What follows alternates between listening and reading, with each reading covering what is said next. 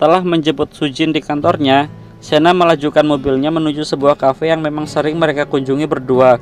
Setelah sampai di kafe, Sena mengajak Sujin untuk menempati meja paling ujung yang terlihat agak sepi. Setelah memesan beberapa menu, Sena pun mulai meluapkan kegelisahannya. Aku harus bagaimana, Sujin? Aku takut kalau tiba-tiba dia menemukanku di sini, kata Sena menunduk mengacak-ngacak rambutnya.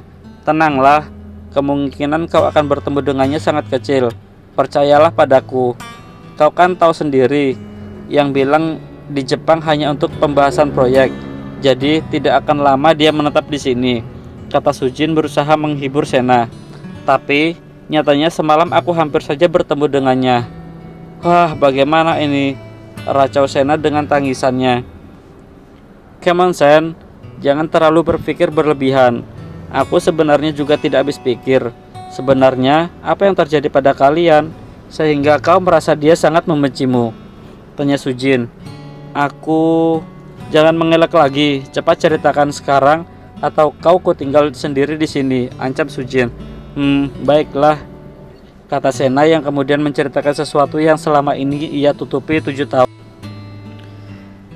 Flashback 7 tahun yang lalu. Kau pergi jauh-jauh wanita jorok. Aku sangat jijik padamu, kata Albert. Sena melongo mendengar kata-kata yang paling dilontarkan Albert. Pria itu memang tidak pernah ramah padanya. Terlebih selalu terkesan jijik dengan menunjukkan ekspresi yang sangat menyebalkan. Awas saja, aku akan membuatmu marah dan frustasi karenaku, gumam Sena. Di sebuah klub, Albert duduk dan menikmati segelas minuman beralkohol kesukaannya. Dia meneguknya berkali-kali tanpa merasa curiga karena sudah terlampau sering dia meminum minuman laknat itu di sini. Namun tak lama kemudian, tiba-tiba kepalanya terasa pusing dan dalam sekejap tubuhnya ambruk dan pandangannya berubah gelap. Di tengah pandangannya yang masih samar, dia bisa melihat wanita itu, wanita yang sangat dihindarinya. Si wanita jorok dan gila sedang tersenyum menyeringai melihatnya. Bawa dia ke kamar, aku harus memberinya pelajaran, kata Sena pada orang bayarannya. Di dalam kamar sebuah hotel yang tak jauh dari klub, Sena meminta orang-orangnya untuk melucuti seluruh pakaian Albert.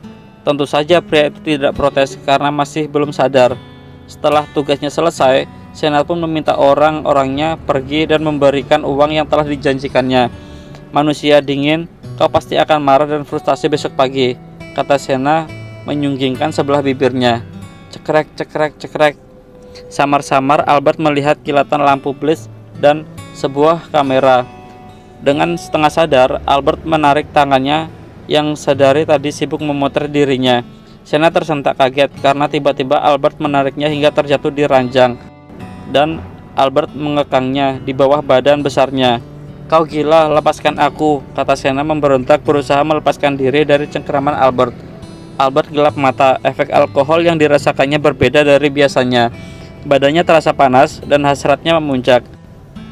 Walau masih samar, Albert bisa melihat setiap wajah wanita yang ada di kukungannya saat ini. Sena Laurencia, wanita yang sangat dihindarinya. Tapi kali ini lain cerita. Karena hasratnya yang sudah memuncak, Albert membuka paksa dress yang dipakai Sena dan melampiaskan nafsunya tanpa berpikir panjang. Flashback off. Sujin terbelalak dan tak percaya dengan yang diceritakan sahabatnya. Dia segera menyambar gelas minuman di mejanya dan meneguk kasar. Jadi, kau mengalami sejenis hal yang senjata makan tuan? Tanya Sujin geram. Ia berpikir betapa bodohnya sahabatnya itu. Selama ini ia mengira ketakutan dan kekaburannya Sena pada Albert adalah karena ia melarikan darah daging Albert, pewaris saat masih dalam kandungannya. Ternyata perkiraannya hanyalah hal yang sia-sia karena ternyata yang terjadi adalah hal yang di luar ekspektasinya. Jawab Sena sembari mengangguk lesu. Mengapa kau begitu bodoh? Apakah obat yang kau gunakan itu sejenis afrodisiak, sejenis senyawa yang menaikkan gairah seksual, atau obat perangsang sehingga tiba-tiba dia menyerangmu di ranjang? Tanya Sujin menyelidik. No, aku tidak berpikiran untuk bisa melakukannya hal itu. Aku hanya ingin menelanjanginya, kemudian memfoto dan mempublisnya. Aku hanya memberikan obat tidur, tapi sepertinya obat tidur yang aku gunakan tidak cocok dengan alkohol yang ia minum, kata Sena lemah. Dasar, siapa sangka si jenius ini bisa terjebak dengan senjatanya sendiri, kata Sujin. Sena hanya diam dan tidak menggubris kata-kata Sujin. Sudahlah, jangan dipikirkan lagi.